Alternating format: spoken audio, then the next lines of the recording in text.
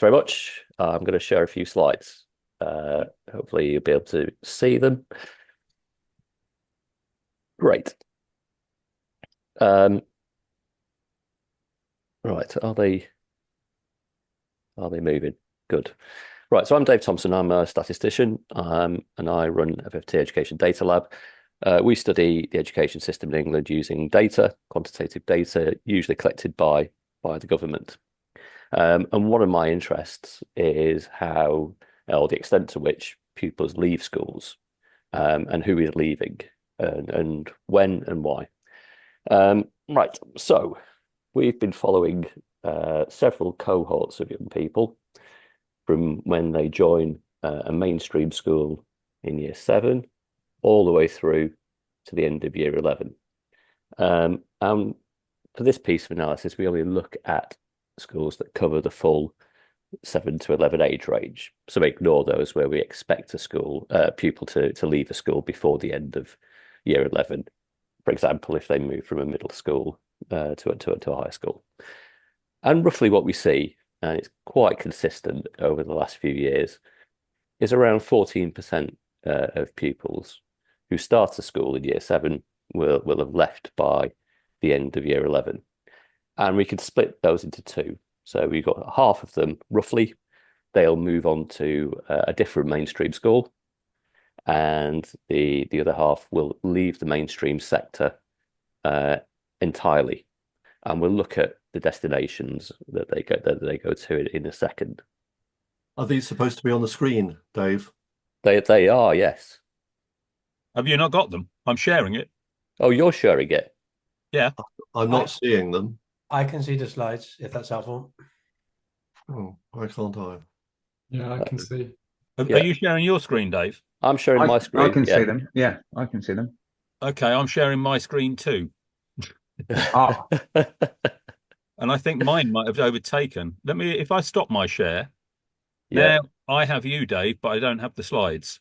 That's correct. That's the same for me. Okay, so if I share mine, Dave, is that okay? Yeah, go ahead. Right. Right. Success? Yep. Okay. Okay. So 14% of pupils is around 80,000 pupils in a year group. Obviously, it depends on the size of the year group. They vary in size from year to year, and you can think of those as a continuum. So at one end, you've got those moves that are entirely initiated by the school, so permanent exclusions, probably around 7 to 8,000 in a cohort. And then at the other end, you've got those situations where families just relocate and the move is entirely initiated by the family. And we think there are about 13,000 of those in the most recent cohort. And the rest we don't really know why they're leaving. Now let's have a look at those who leave the mainstream sector completely. Now, sorry, you've gone too far. Okay. There we go. Perfect. Yep. We've got around 19,000. We don't know what their destination is. Some will have emigrated. Some will have moved into elective home education. The rest we can see. So we see some pupils moving out into special schools, into AP schools, and a few into the independent sector, including some where the local authority is paying for them to be educated in the independent sector in alternative provision. Now let's have a look at some of those who are leaving. That's the next slide, please, John.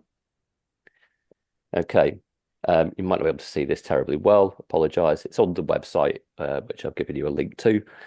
And there's no surprises here about who's tending to move more. So it's disadvantaged pupils. It's those with EHC plans, or who have needed SEN support at some point in their school career, and it's those who have lower levels of prior attainment at Key Stage 2.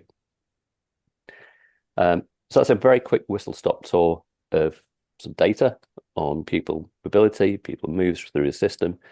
Next week, we'll be publishing 2 reports that we've written for CASE, which looks at how mobility varies between local authority schools and academy schools, and between different academy trusts.